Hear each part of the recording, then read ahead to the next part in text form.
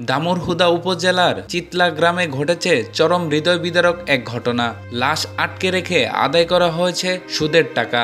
বিষয়টি শুধু স্থানীয়দেরই নয়, সামাজিক যোগাযোগ মাধ্যমেও অসংখ্য মানুষকে স্তম্ভিত করেছে। চারদিকে উঠেছে নিন্দার ঝড়। গ্রামের নতুন পাড়ার নিয়ামত আলীর ছেলে রাজমিস্ত্রি হারুন মারা গেলে ওই গ্রামে এই ঘটনা ঘটে। পরে এলাকাবাসীর ক্ষোভে আঁচ পেয়ে সুদ কারবারি মর্জিনা পালিয়ে যায়। এলাকা সূত্রে জানা গেছে, গত শনিবার মেয়ের বাড়ি মেহেরপুরে মহাজনপুর বেড়াতে যান রাজমিস্ত্রি হারুন। রোববার সকালে হঠাৎ স্ট্রোক করে মৃত্যু হয় তার। পরে লাশ দামুড়হুদা নিজ গ্রামে আনা হলে আসরের নামাজের পর দাফনের প্রস্তুতি চলছিল, তখন ঘটে এই অমানবিক ঘটনা। স্থানীয়রা জানান, গোসলের সময় প্রতিবেশী প্রয়াত মোহন আলীর স্ত্রী মর্জিনা খাতুন দাবি তুলেন হারুনের কাছে তিনি সুদের 15,000 টাকা পাবেন। ওই টাকা পরিশোধ না করলে দাফন করতে দেওয়া হবে না। শোকাহত পরিবার লাশ পাশে রেখে টাকার জন্য বিতর্কে জড়িয়ে পড়ে। আশেপাশের মানুষ স্তম্ভিত হয়ে পড়ে এমন ঘটনায়। অবশেষে প্রায় 1 ঘন্টা পর পরিবার বাধ্য হয়ে টাকা মিটিয়ে দেয়। টাকা হাতে পেয়ে মর্জিনা স্থানীয়দের ক্ষোভ ও জনরোষের মুখে পালিয়ে যায়।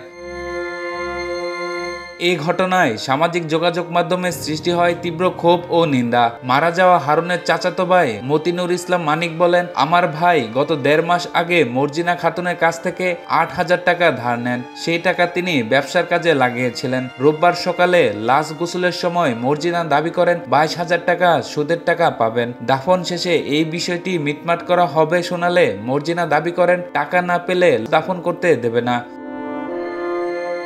হারুনের পরিবার জানায়, আমরা একটি গরু তার বাড়িতে রেখে আসতে চেয়েছিলাম। পরে নগদ টাকা দিয়ে গরুটা নিয়ে আসব, কিন্তু তাতেও তিনি রাজি হননি। পরে 22,000 টাকা থেকে কমিয়ে 15,000 টাকা দাবি করেন মর্জিনা খাতুন। এরপরই পরিবারের সদস্যরা 15,000 টাকা সংগ্রহ করে খাটির উপর রাখেন। পরে সেই টাকা মর্জিনা খাতুন নিয়ে চলে যান।